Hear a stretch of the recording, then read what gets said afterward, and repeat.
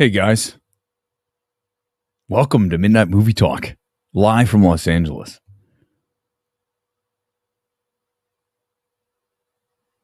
I was debating canceling the show tonight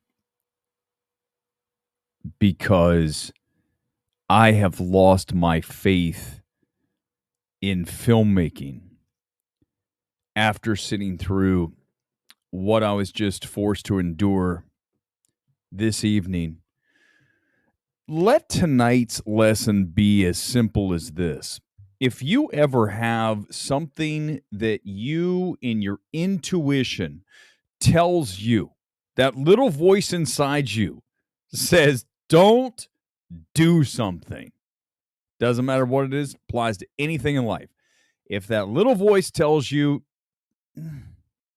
I think you should skip this, you need to listen to that voice. Don't be like me, who sat here 10 minutes before the screening of tonight's A Haunting in Venice on my bed going, do I want to do this? The trailer does nothing for me. Death on the Nile was an utter waste of 2 hours of my life I'll never get back. So never saw the first one. I never will. I said, I will do it because I have a Thursday night show to do and we can discuss something that's new in theaters. And I went through with it. I am now forced to go back and rewatch Belfast because I might have just seen one of the worst directed films in the history of cinema. One of the worst edited films, an atrocious score by Hildor. Somehow she got roped into this. I feel so terrible for the Oscar-winning composer to be forced to come up with something that suits this dreck. Pure torture. When you sit through the film, if you had the misfortune of having to watch Death on the Nile, or I assume Murder on the Orient Express, I can only think they're terrible like this. Trust me, Death on the Nile was completely forgettable. This is worse. But here's what's wild about this film. I'm going to go off on so many different things here, but the number one thing that you have to understand when you watch A Haunting in Venice is, what the hell are you doing as a director, Kenneth Branagh? Like, I don't even know these choices. Like, I don't think he knows how to direct a film. We've got wide shots, medium shots, close shots, wide, close, medium, wide. Let's put the actor on the right, and then we'll put the other, back and forth dialogue on the left. And then next time we'll maybe flip it and have one on the left, one on the right. And then we'll make it so they're looking this way, and we'll have them on the left of the screen. I don't know who tells them to do these things. And there's random shots of like a cockatoo scaring him, and then it all of a sudden flashes back to the bird, and then it's like another random shot. It's so poorly edited. This is why I'm going to go off on a reviewer here in a second. You guys are, I can't, I like this guy, but I am going to be forced to nuke this person because I just read the reaction tweet to the film. And this is why I say you should have no faith in film critics whatsoever when I read this reaction tweet to the film that I just walked out of, I should say slept through, tweeted through. This is Griffin Schiller, who has a YouTube channel where he does these big breakdowns of films. Let me tell you something, Griffin, I like you. You're a good kid. But let me tell you something. As a critic, and I say this as nicely as I can, you are not very good. There's a long list of films that you have been on the wrong side. And trust me, guys, it's subjective, but it's like you're on the wrong, not just like sort of, you couldn't be. Let me read this to you. A Haunting in Venice is the perfect spooky start to the season. The last word I would ever select to describe A Haunting in Venice is perfect. Spooky would be probably word number 2 that I would never use. An old-fashioned haunted house flick with impeccable labyrinthian sets, slick edits, and shots. Yeah, no, listen, here, I gotta stop because my mind can't comprehend what I'm reading. Slick edits. Griffin, do you understand the art of filmmaking? Listen, I don't have a film degree from USC, but I can sure as hell tell you when editing is atrocious. An introspective interrogation of, is it Perot, whatever the hell his name is. Well, however you say his name, I don't even care. Masked, We Hide Behind, and Ghost That Haunt Us. It's terrible. Griffin, it's it's his best film. Best of the 3? That's wrong, because even Death and Nile is better than this. But look at this, 760 likes. You know what happened here? This is what happened. I'm going to call Griffin out because I'm going to do it. That's what I do. He saw it last week at the big soiree they had down at the El Capitan on a Wednesday night. And you know what they did? You guys ready for me to destroy critics again? Because that's what I do. Here it comes. You know what they did? They plied critics with alcohol before the film. What does that tell you? The studio knows if they want to get you drunk before a movie, or at least buzzed, and yes, Chris Gore probably had 7, you go in and you're looser and you say things like, this is a slickly edited film. Oh my God. Did you drink the entire bottle of Jack Daniels, Griffin?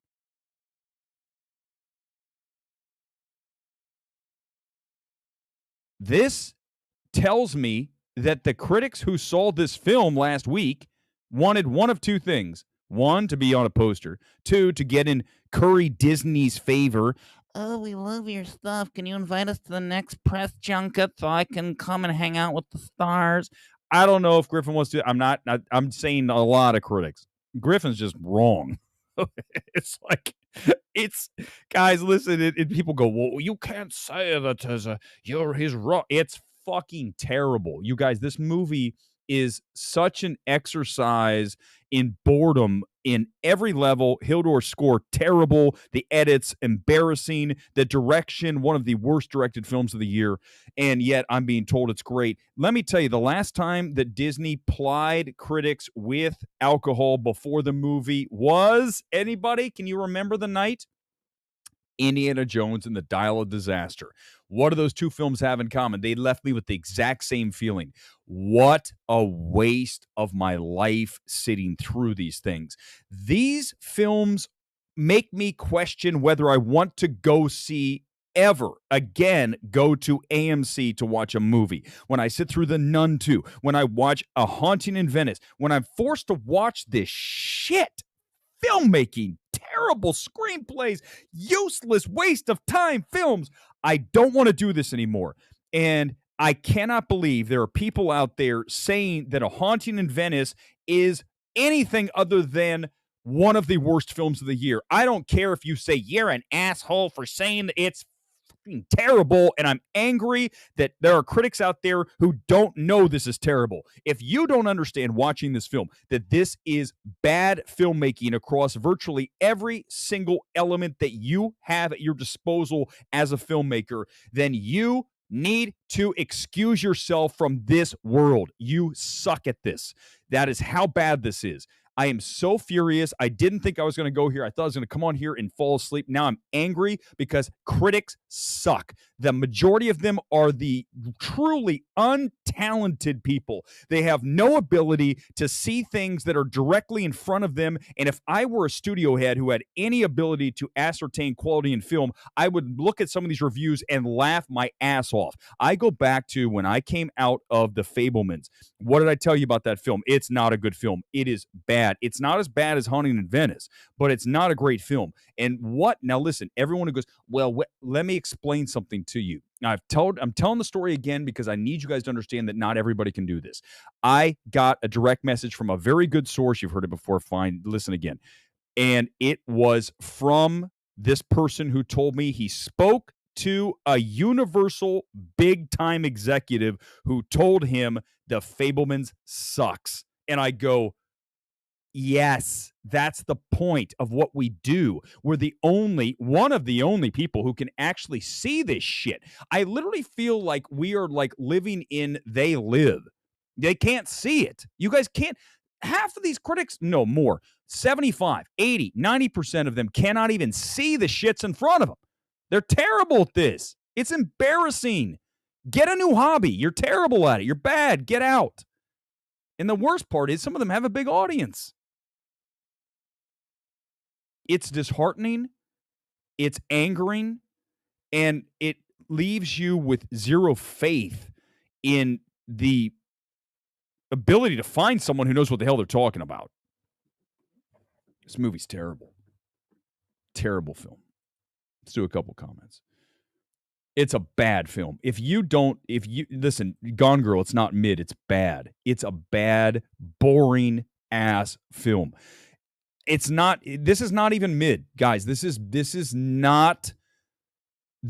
kind of film that makes, if anyone thought this was good filmmaking, we need to get them in front of a Tar. We need to get them in front of an After Sun. I'm only going recent. We need to get them in front of certainly Social Network. Any film that you go back in time, Taxi Driver, Raging Bull, on and on and on. Any movie, name any movie that's quality. These people don't know what it is. We cannot have our standards lowered to these crap September typical, right? Mid-September, you're not getting something good. The studios aren't dumb. I am so I have lost interest. I am done with film after this. Listen, I'm just telling you that the remake was not good either. Is it worse? No, it's not as bad as The Room, but Tommy Wiseau isn't. Yeah, that's a different level. But I gotta say, we talk about this a lot. You can be good at one thing and not good at another, right? And when you look at Kenneth Branagh, you're looking at one of the better actors alive today, right? Currently working. And when you meet Kenneth Branagh, which I did at a Belfast event, he is, I will say, one of the most charming and seemed very sincere Hollywood stars I've ever met of anyone. And the kind of guy that you're like, I want to hang out and just like down some scotch with you. Like, he was that cool. But Kenneth, from a director standpoint, I got to go back and watch Belfast. I know I wasn't all that blown away with the direction, but when you watch this, I don't know who's advising him. I don't know who's saying put the shot in. I don't know who's saying this is the edit. This is the it's like you don't have that skill. Very much like the reviewers were bashing here tonight. They don't have the ability. And I don't care if that's mean, guys. I don't give a crap. What are we doing in this world if we're going to sit here and go, it's okay, everyone can do everything? No, they can't. A lot of people aren't good at things. It's the reality of life. Why do we have to say people are good? I'm not going to play that bullshit game. We weren't raised like that. Gen X is old school. We go, someone's bad, you suck. Get off the stage. Simon Cowell stuff. That's what we need. We need more of that. And I'm telling you that the very, very vast majority of critics are very poor, and they have the talent of someone who, there's people that are far more talented that don't have the audiences that some of these critics have. And it's an embarrassment when you read some of these things. Oh, I don't care. I don't care. I don't care if Nerdrotic and Chris Gore unfollow me. I don't give a shit. I don't care. Gore's the same guy who, listen, I'm going to destroy Gore again. Gore's the same guy who was at this event drinking before. I'm sure he thought that Haunting in Venice was decent. He's not a good critic. Chris Gore is at best average as a film critic. At best. I don't let it bring it, because you're not going to get that with me. You're going to say he's loud. He's brash. You're not going to say I'm bad, because you can't, because Gore said I'm good. I heard him say that. I've never told Gore in my life he's good as a critic. Never. And I wouldn't, because I can't lie. I don't lie.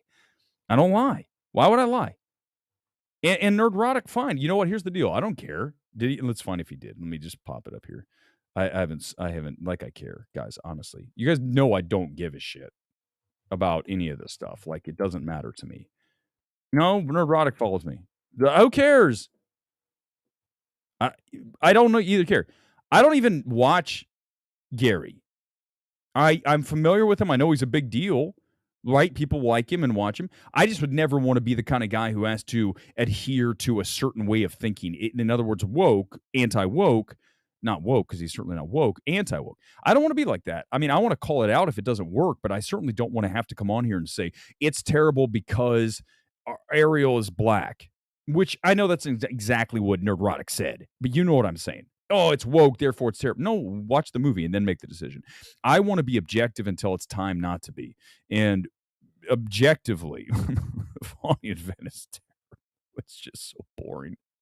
Gray Man was fun because I laughed at it. This film was just boring. Yeah, thank God it was short. No, it's not worse than Beau is Afraid. Beau is Afraid is because it's 3 hours long.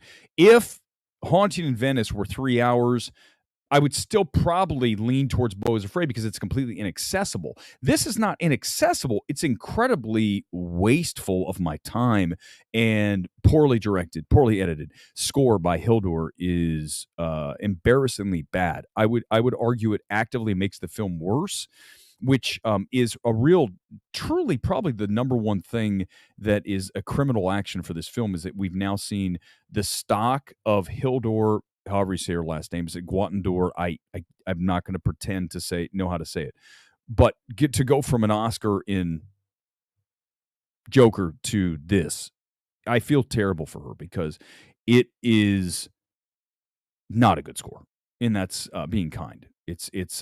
She'd be better off not doing it, right? We talk about this sometimes, right? If you're an actor, director, whatever, there's sometimes where saying no is the right course of action. So poor Hildur should have said no to this. Should have known, and this is on her too, and her agents and everybody. Just because Kenneth Branagh says, come do Haunting in Venice, you have to know from, I assume, Orient Express is not great. I'm never going to watch it. Death on the Nile alone, as soon as I know what I'm getting into with that series and what he does with those films, I'm going to say, I pass. Let's give this to Lauren Balfe. That's who deserves this film. A very mediocre talent at best. At best. Not Hildur. Hildur belongs with films like Women Talking, with Joker, with she did Tar, but it's barely there. You know, when I talk to Todd, he's like, it's there. I'm like, no, it's not, dude. I within every fiber of my being, I was sitting there talking to Todd Phillips, and he says the score's there, and I almost went, no, it's not there, Todd. Todd, don't tell me it's there. It's there to you, like the deepest, layer in the mix you could possibly find, but it's not there. It's just not. It's so bad. Because here's why, Mega YouTube, welcome back. Because just tell me this: did Gore think A Haunting in Venice was good? Because I'm just letting you know something, that it's terrible. It's not good. And anybody who says it's good, sorry, I don't care if that loses me all the viewers. I don't really give a crap anymore. I told you guys when I do this now. Don't care. Doesn't matter to me. Whatever happens to this, I'm going to just come on here and just rage when I need to. And I'm just telling you that if Gore, and this is what we got into about, I'm not going to talk about Gore all night. That's a waste. Talk about a waste of my words. And I don't mean that like in a mean way. Like I'm fine. I'm not, but I'm just telling you, listen, I'm going to say this. I'm going to leave it. Chris Gore is a very subpar film critic. And that's as deep a cut as I can go. It has nothing to do with him as a person. And because he doesn't take it seriously. He doesn't actively seek out quality films. He claims to watch some of these small budget because he runs his little website that works with these films that no one's even heard of, or the distributors or any of this. When's the last time he came to, I'm going to see a Spanish film that debuted at Cannes. It's called I'm seeing it Monday. 3 hours long. It's going to be a big Oscars film. I have this strong feeling it's going to be. I'm excited to see it. Is Gore? No, he probably doesn't even know about it. Second of all, I think it's called The Relinquents or the Delinquents. But here's the thing. He's not that guy. I am that guy. I'm the guy who wants to go see as many films as possible other than A Haunting in Venice. I want to see all of the possibilities in play for awards.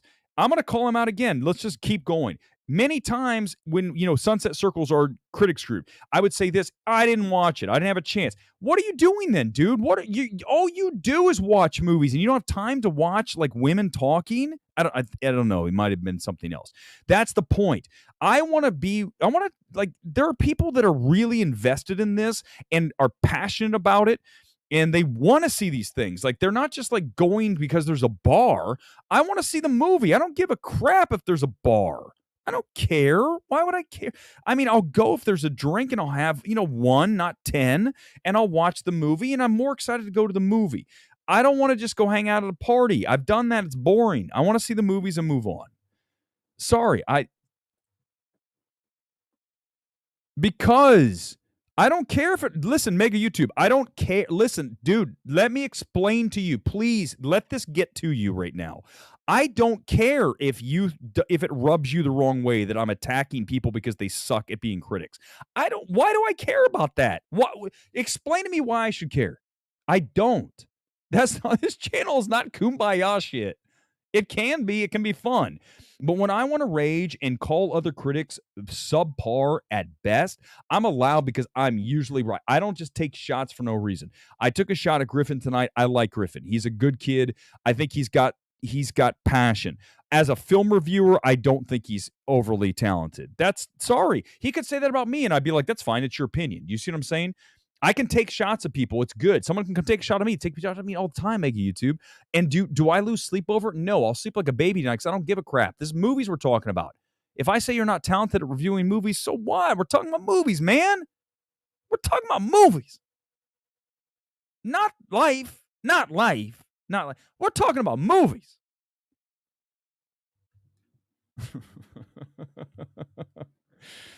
No, they do. They talk about the smaller films. I'm done. This is it with him. He talks about the smaller films that do business with him on Film Threat, on Film Threat. I'm not going to do it. I'm not going to go any further than that. I'm not going to do it, man. It's not a personal thing. Keep attacking people like it.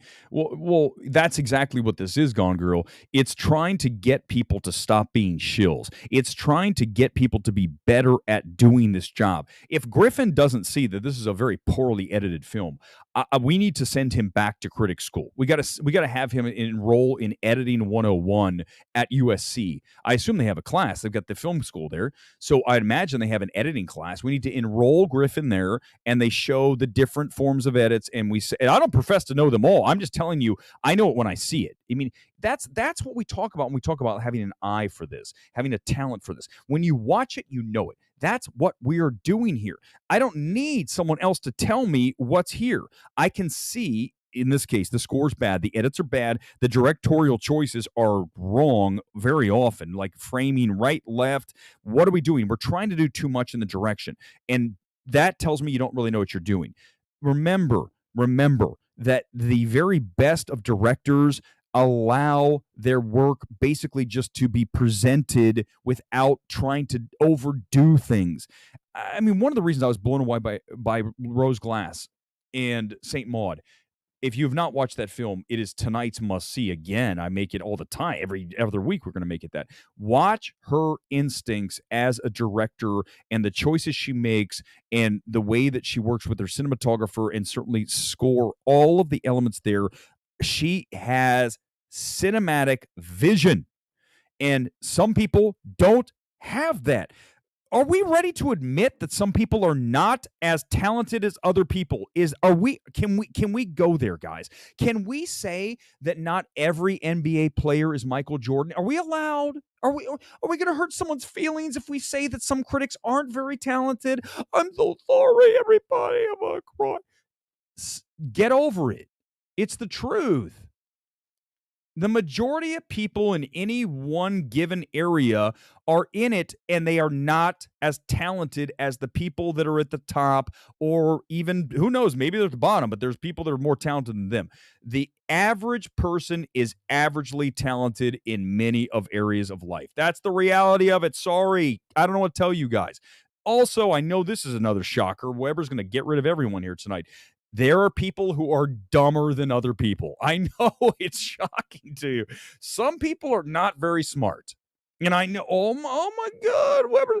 Is it not true? You guys know what I'm talking about. Look at some of the things that are popular in the world and you go, who the hell would like that? Oh, that's right. Someone who's a low thinking individual.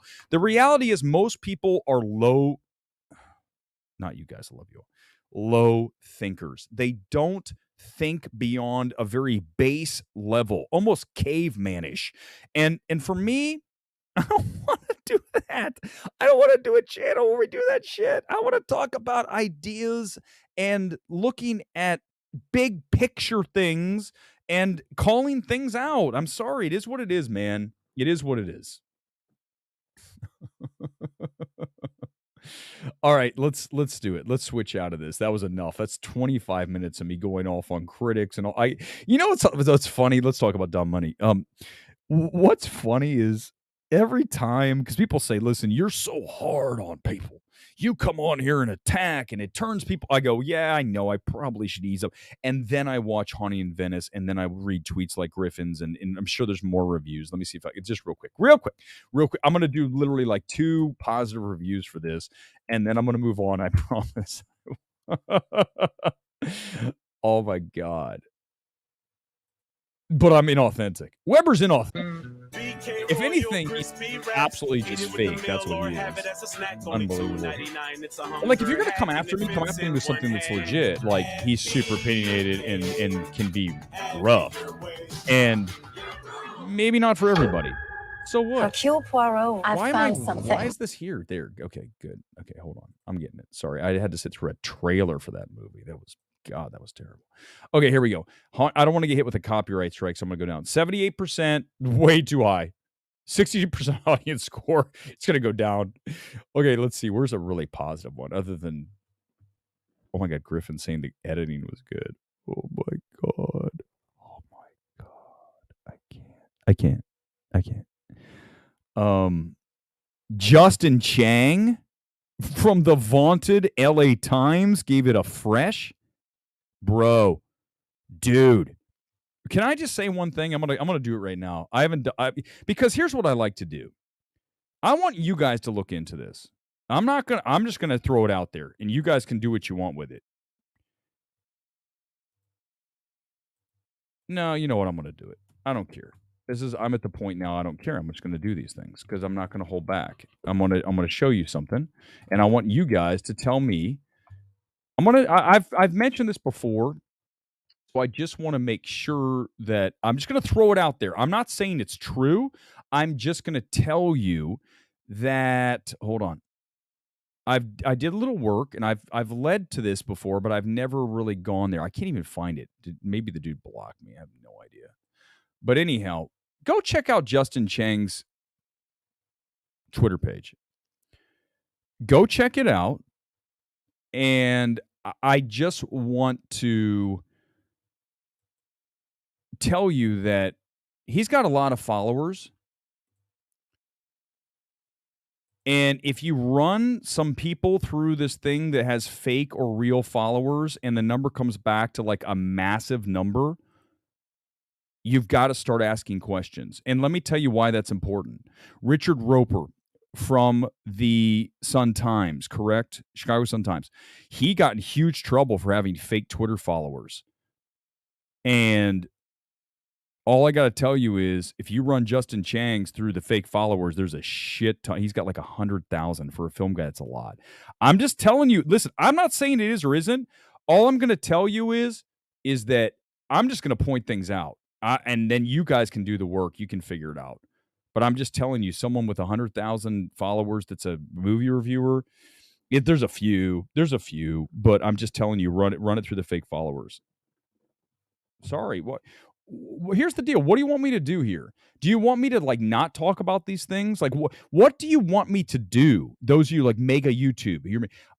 I don't know what to tell you. We now live in a world where we have shit happening that people aren't even addressing. And you're going to get angry with me for attacking someone about their ability to review a movie or say maybe they have fake followers. And you're not coming after me for that yet. You will.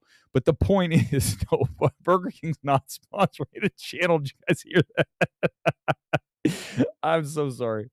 But Hey, thank you, Johnny. Let's get Johnny in here real quickly before we go to Dumb Money, which is a good movie. It's not a great movie, and I'll tell you why it's not great. But in a minute, Johnny, fresh out of the theater from Haunting. Branagh continues to make the same mistake with his. Is it Perot? How do you say it? However you say his name. It totally fumbles the pace. Oh, listen, the pacing's bad. A dreary disappointment. Yes, thank you, Johnny. It has no spring in its step. It is an absolute slog. It is stop with the genuinely asking. Jeff, Justin Chang's always been king shill. He's blurb crazed. Anything to get on a poster. I mean, he can write. I will say this. He can write, Jeff. He's a good writer. It doesn't mean he knows it doesn't mean he's right. But I'm just telling you, that the ghost that this is a bad. I mean, I'm not going to go any further than that. I'm just going to ask you to check out the followers, and you tell me if there's a bunch of fake followers. Is that an issue for someone that works at a major publication? That's my question for you. So I'm going to ask you. And if it's not, hey, if it's not, and they're not, then good, then so be it. Good. I didn't say. I'm just saying. Just look. If someone said, hey, Weber is dabbling in the dark arts, I don't know. I'd say, well, wait a second. No, it's not true. I would say, you know what I mean? Like, so if someone, sends us to Justin Chang or asks him and he just says, no, it's not. And here's the truth. I can show you the thing. Then I go, okay. Like if someone came with me and said, you have a bunch of fake followers. Like, I have 11,000. I mean, granted, the fact that I have 10,999 is shocking. So, I don't think there's any fakes in there. There could be, but there's not like 100,000, 120. I look at his, I can't even look. I don't know where it is. But yeah. Okay, let's see. Who was the worst actor in it? Do we really want to talk about this movie anymore, guys? Jonathan Majors broke up a fight. Oh God, this sounds like it was staged. Give me a second. Let's look at that. All right, God, hold on. I didn't see you guys. Listen, I don't spend much time on Twitter anymore. Wait a second. I'm watching. It says people. Oh, people are saying that. Okay, here it is. People are saying it's fake. Here it is. Okay, here we go. Let's go. Hold on. Okay, here it is. Thank you, Mega YouTube. You've redeemed yourself. Give me a second. Okay, let's zip it up.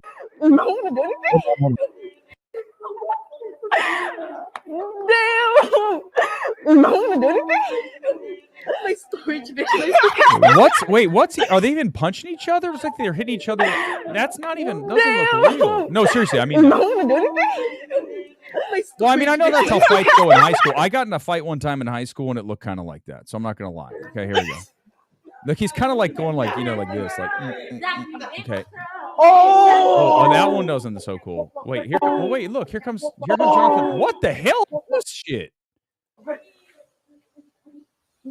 What in the hell am I watching? What?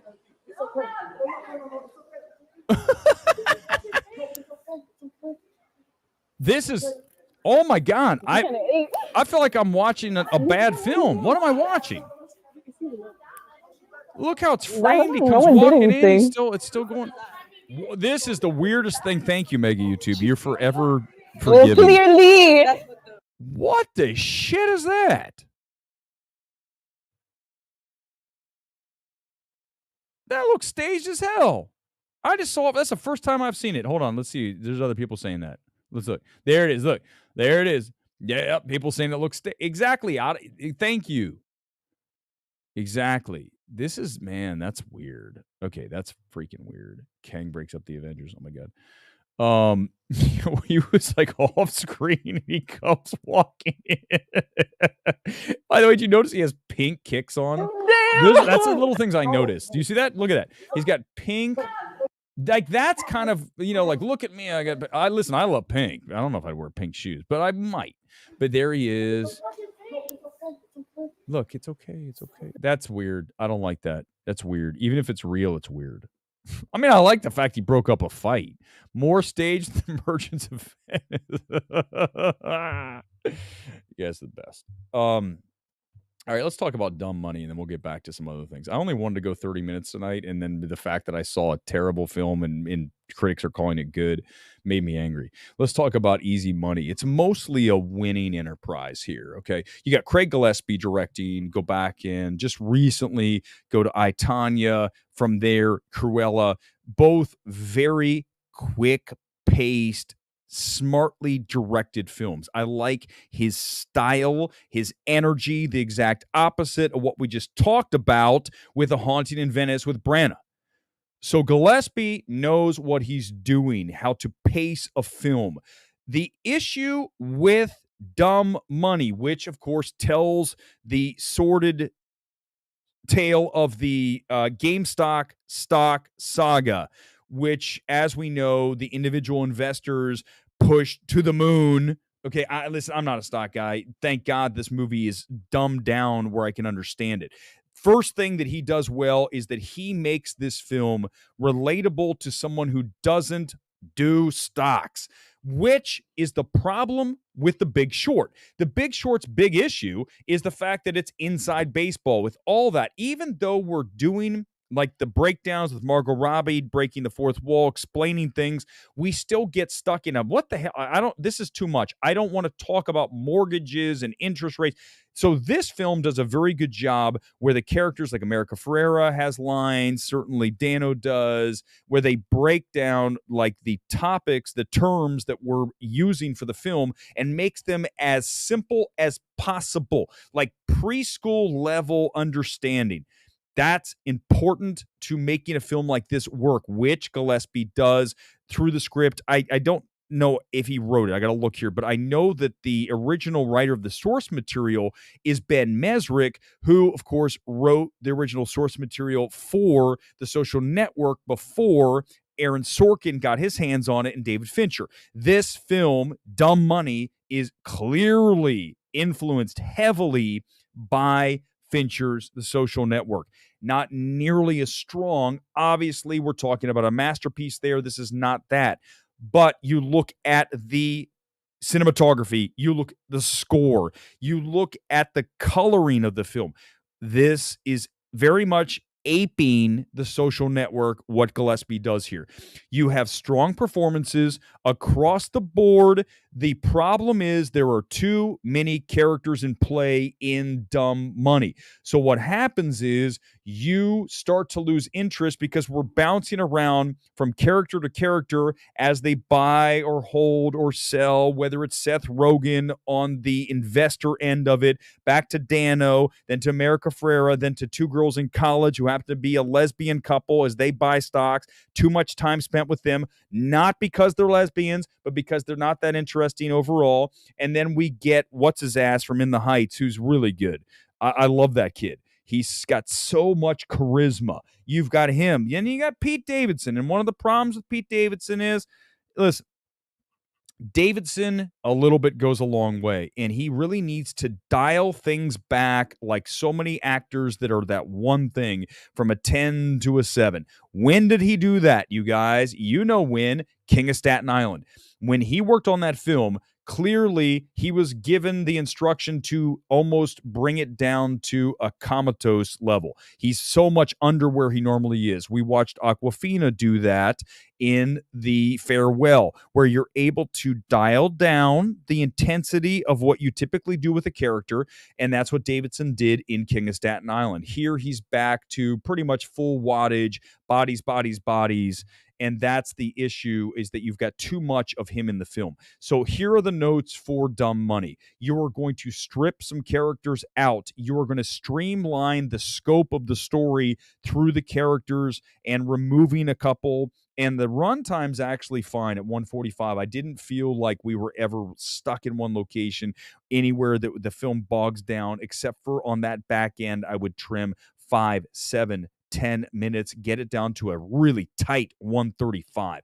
And then through the process of bringing those characters down, whittling down the scope, and then a little bit of the length, you end up with a better film.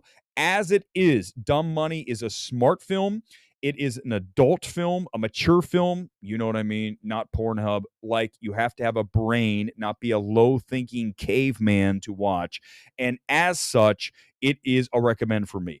It is going to be local LA, New York, so they're going to platform it this weekend, and then they're going to go a little wider, and then they're going to go full countrywide, nationwide, coming up at the end of the month. I like the strategy from Sony. It's typically what you do with an awards film. I know they have hopes for that. The problem is that you have so many of the supporting players here, including what's his name, who's really fun, from Captain America, Winter Soldier, Bucky. Or yeah, whatever his name is, that guy. He's good. But the problem is there's too many characters, and when you look at a Dano and you're trying to get him into the lead category, it's just going to be too hard this year. We already have so many slots already full. You already have Murphy for Oppenheimer. You're going to likely get Joaquin Phoenix for Napoleon, and then definitely not Beau is Afraid. Then you're going to have DiCaprio, Killers of the Flower Moon. You've got Glenn Turman from Rustin, likely going to get a heavy push there. You've got Bradley Cooper, Maestro. There's no room for Paul Dano. I think that obviously he's working with a Boston accent that goes in and out. He's just, what I like about Paul Dano? Like the best actors. As soon as you see him, you go, I'm in good hands. You feel reassured. You know that what you're about ready to watch is going to be quality. And yet again, here it is with dumb money. These are my notes. And by the way, studios, every note I just gave you is what you should have been told coming out of the test screening. So these things are free for you here, but pretty soon they're going to cost you $10G per. That's just the deal. That's fair. Considering I'm going to literally save you or make you a ton of cash, such as A24, Beau is Afraid. Here's the script. No, we're not going to make that. Did you say 35 million? Hell no. Who even said that we were thinking about doing this at 35? These are the things that, why do I have to be? So I've got to be the guy who says most critics suck, and then the studios give money to these directors when they shouldn't. Why am I doing this? Why am I doing it for free? Where's the money? When's the Brinks truck rolling up? Because trust me, I could save the studios money. Oh, Mr. Delusional. Yeah, shit. My track record destroys yours. Remember that. Always detonates it, bro.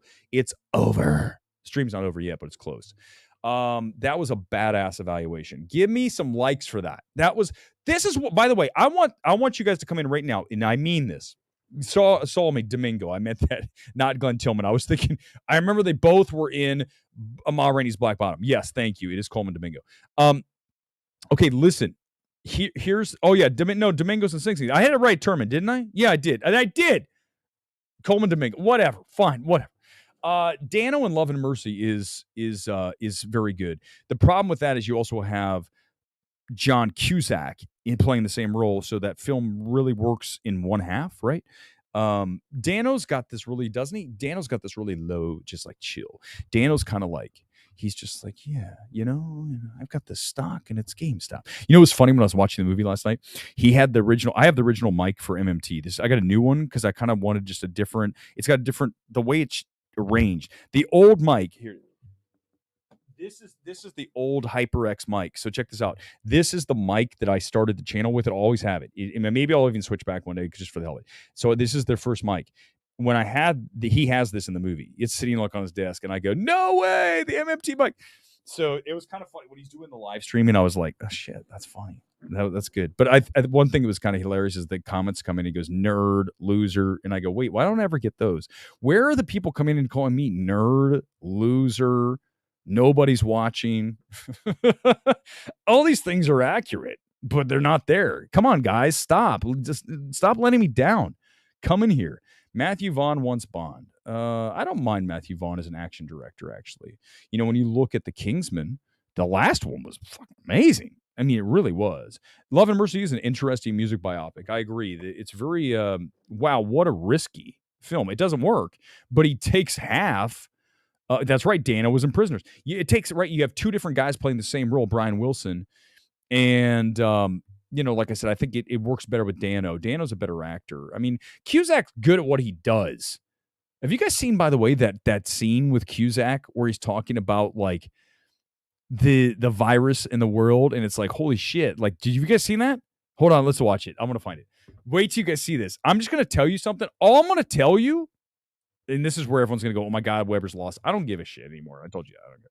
Okay, get ready. Here it is. Let's find it. Cusack. I saw this like months ago, and everyone was talking about it. And let me see if I can find the clip.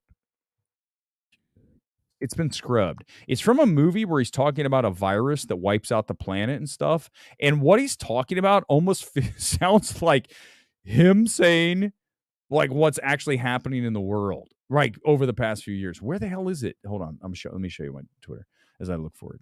Did you guys see this? I'm gonna play it. I gotta find it. Someone, if you find it, send it to me right now in the tweet, and I'll copy and paste it. Hold on. Cusack. Let me put in Cusack virus. Wait, let's just listen to it. Damn it. It's like gone. I saw it and I was like, what? Hold on. No, not the Trump virus. Where is it? Cusack. Can we put in Cusack COVID? By the way, the channel, I mean, the show's over, so just whatever. Where is it? It's like gone. That's so weird. It's a clip from a movie where he's talking about infecting the world with a virus. It's really creepy because we watch it and you're like, wait a second. Like, I'm not saying, here's what I always say for anyone who's like a conspiracy, this and that. All I got to say is nothing's a conspiracy unless it's like completely ridiculous. Like if I all of a sudden told you right now that I have 3 heads, you go, okay, that's, we can't believe. But if I were to tell you, hey, maybe we've never been off planet Earth. I don't know. I'm just saying maybe.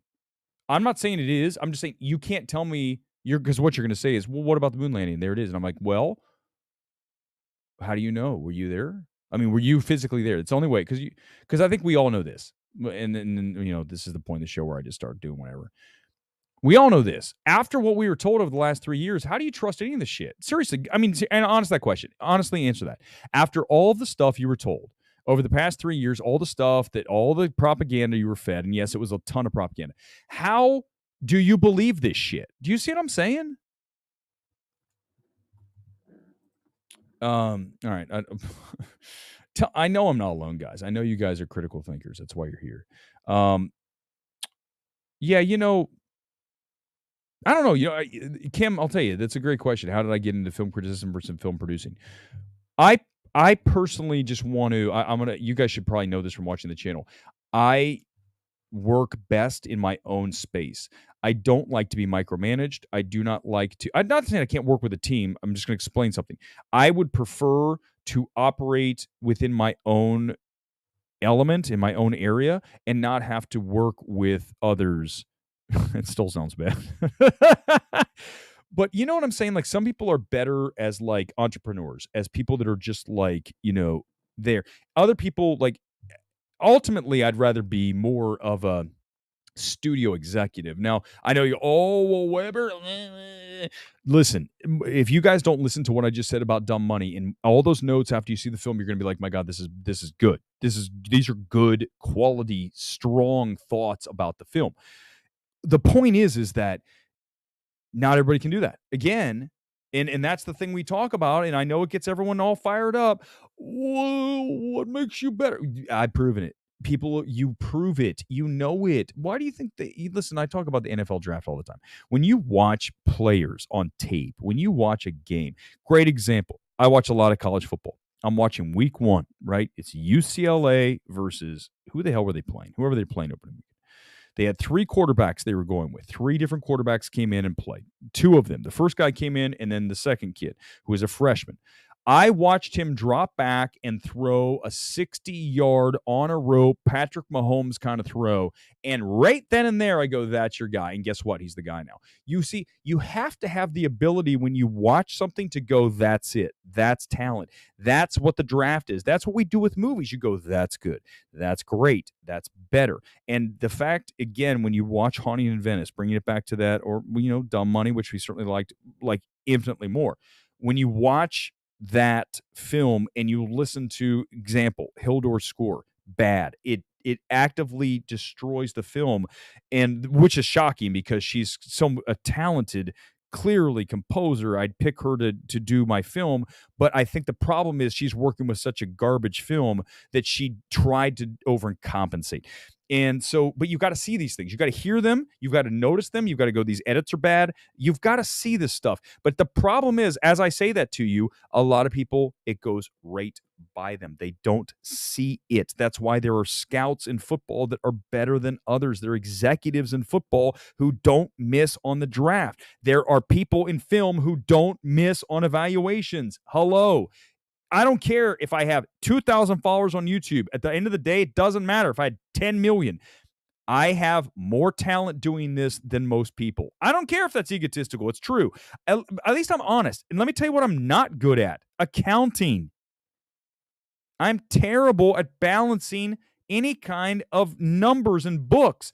That's honest.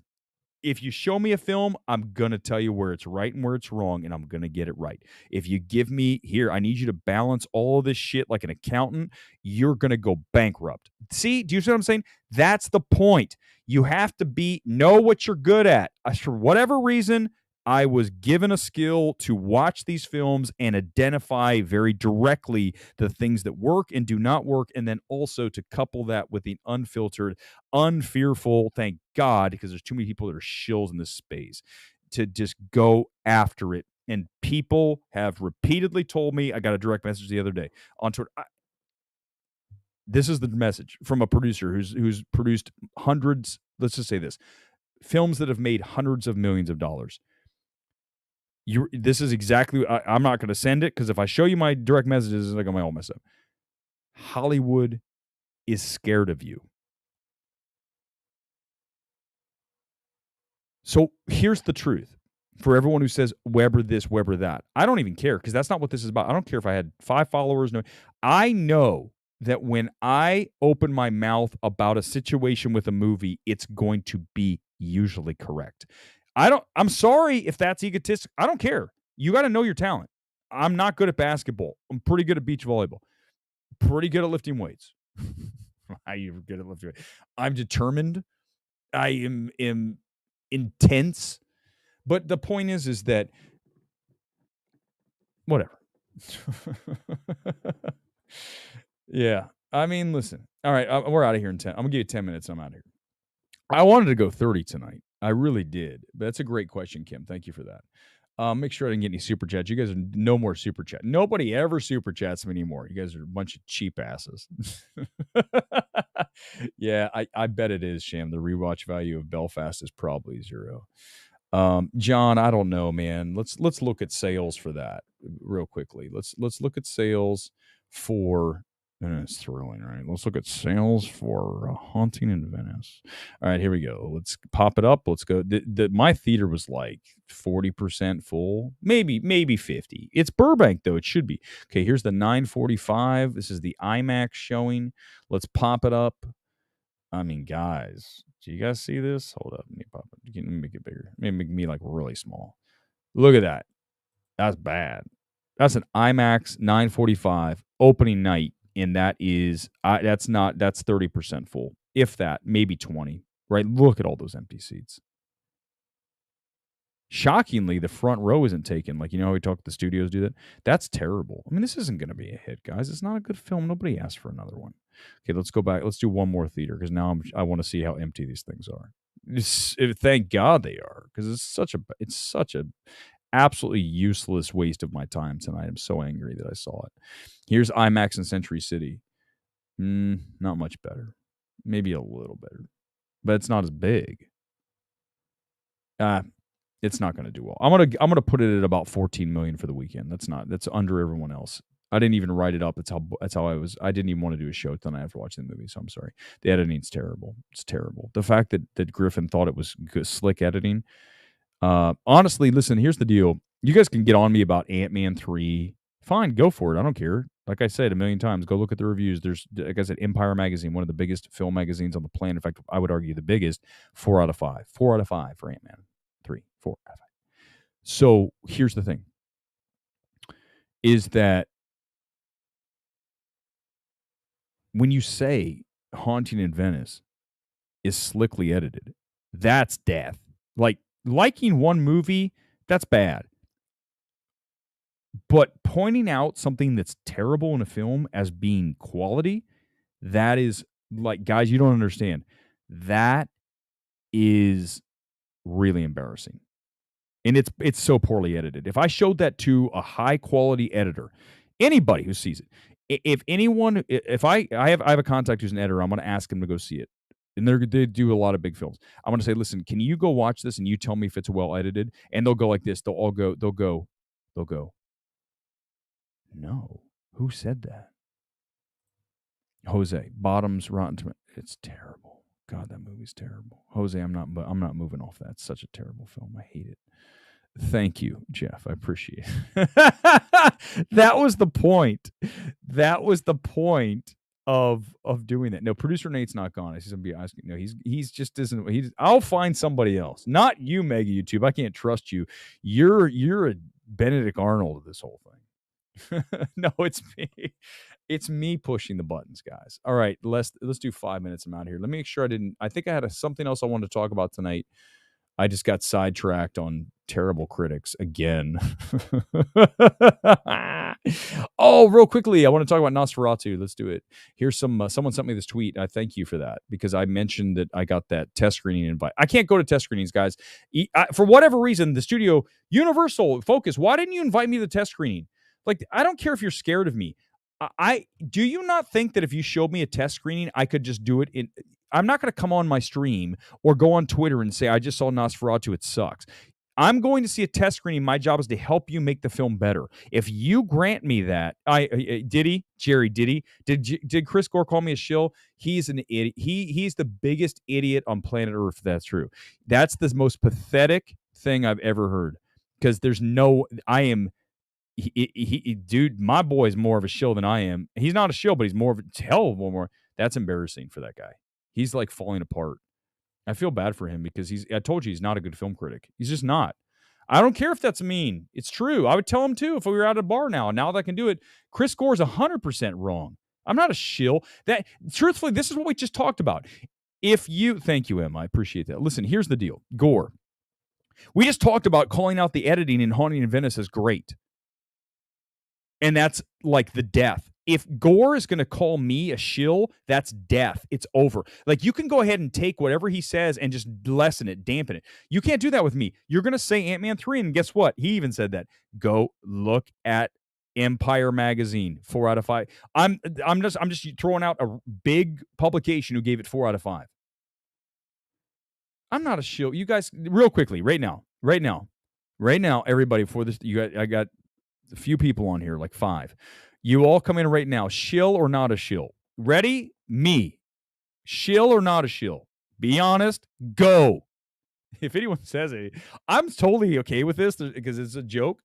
No, I'm the least shill of any film critic out there. Of anyone. Anybody.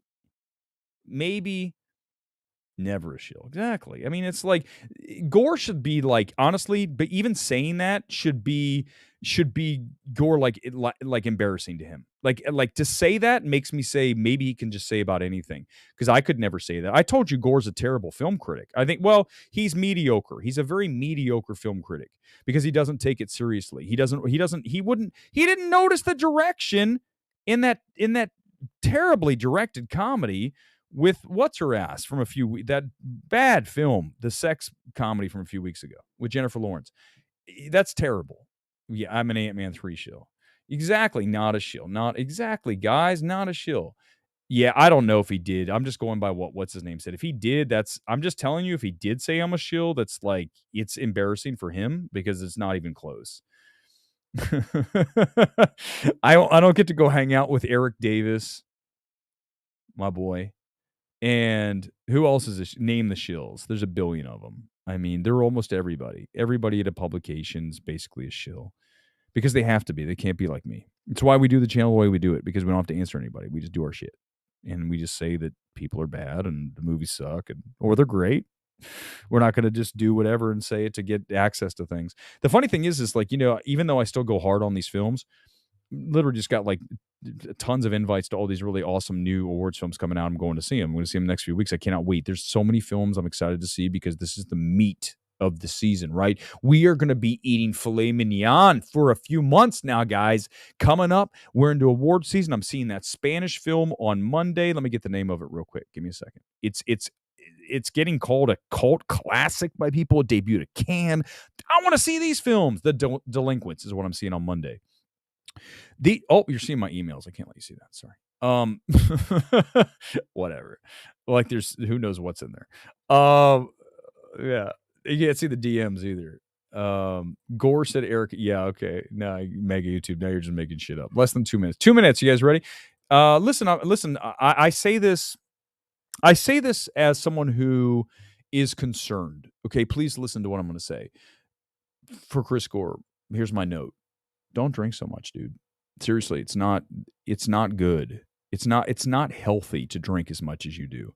I'm not going to call him, go the step and call him, right? I'm just going to say ease up. Okay, you don't need to have 4 drinks to have a good night. And if you like to drink, that's fine, man. I'm not like the critical drinker, right? I just think that if that's your calling card, if I know like he's here, he's going to be drunk, or he's going to have there's nothing wrong with drinking. I'm not a teetotaler, guys, but I also don't sit there and like pour myself some Jack every night. If you do, that's fine. But I'm just saying he definitely is he needs to just ease up on the drinking. And you know what? The funny thing is I called him an average critic and he drinks too much. These are both true things. I mean, I don't know what to tell you guys other than that. Thank you. Although I don't want to have 2 B's and make a swiper. It's 1. I am going to add an email. I'll have that for you on Monday. I'll have you. Is he in here? I wish Gore was here. I'd bring him on and we start yelling at each other. Gore kind of is. He's more of a shill than me. That's for sure. Right, guys? Honestly, he is. He's definitely more of a shill than me. I'm not saying he's a shill, but on the spectrum of shilldom, he's way ahead of me. I'm at like, right, the spectrum of shilldom. I am at a 0. I might be in the negative numbers, right? Sham, thank you. Real quick before we get out of here. Origin, Ava DuVernay. Good. I've heard mixed on that. I want to see it. Great question. Let's do this real quickly before we get out of here. Dumb Money award chances. I think editing's a nice pick there, but the problem with editing is this. And this is why I'm going to display my knowledge again for you awards-wise. You're not going to get into editing without Best Picture, and it's not going to be strong enough for Best Picture, right? So certain awards have to go hand in hand. They coupled, right? They're a pair. Or they have to have, once you get Best Picture, then you're in line for all these other things, such as editing, certainly sound, all these things. Production design. Not always, certainly not always. Production design is typically going to go to a period piece or to world building, right? To something like The Creator, to something like Oppenheimer, obviously, Killers of the Flower Moon, where you have to recreate a time period. But if you have that going for you, Best Picture, then you can start to work in different areas. The problem with Dumb Money is it's not going to have picture, it's not going to have director, it's not going to have actor, it's not going to have actress. It might maybe have one supporting, maybe. And if I had to say who is that supporting, that's really hard. That's the thing. There's not one. America Ferrera supporting actress would be my number 1 possibility. But everything else there is pretty much not happening. It doesn't mean it's not a really fun film, because it is, but it's not awards level. So there you go. I'll do that, Sammy. I'll do the workout. I'll do the workout thing another. I think what I'm going to do, guys, is honestly I'm going to start posting some workout videos. I know that sounds weird from a film person, but if you guys know, I take this seriously. When I hit the gym, I go hard. Like, I mean, I'm talking really like full throttle, and it's part of what I do. It's part of my like just persona. I enjoy it. It brings me great joy. I mean, the fact that every day you wake up, you feel energized and you have strength because you have gone through and put yourself through that stuff, and you start to love it in a weird way. And I know that sounds strange for those of you who maybe don't exercise. You're like, what? Yeah, you do. You have to turn the hatred into love. You've got to turn the force around. And then once you do, you're capable of doing amazing things. I mean, I tell you guys over and over as we get ready to close the channel out here tonight, just for tonight, not forever the channel, but just for the stream. 5-6 years ago, I was in a place that you guys wouldn't know me. You'd be like, who's that guy? I don't know who he is, because that's not who this dude is, because I went through some shit. And the point is that when you're at that level, and then you come back from that. And one of the first steps to getting back to where I am here today was honestly stepping into the gym again, because I kind of gave it up and I said, I'm going to get myself in shape. Then that led to this, then this, and this. And then it's like the cornerstone for me. And then once you go there, you build. And then also the other thing that happens when you are down at, I'm talking the nadir.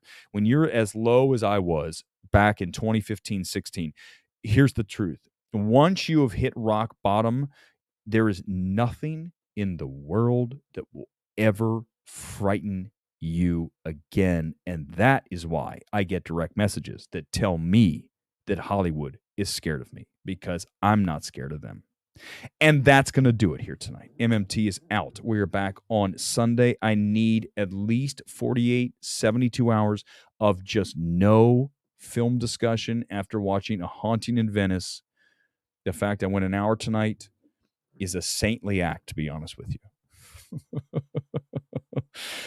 I'm done, guys. Peace out. I'll see you Sunday on MMT, the Sunday Night Spectacular box office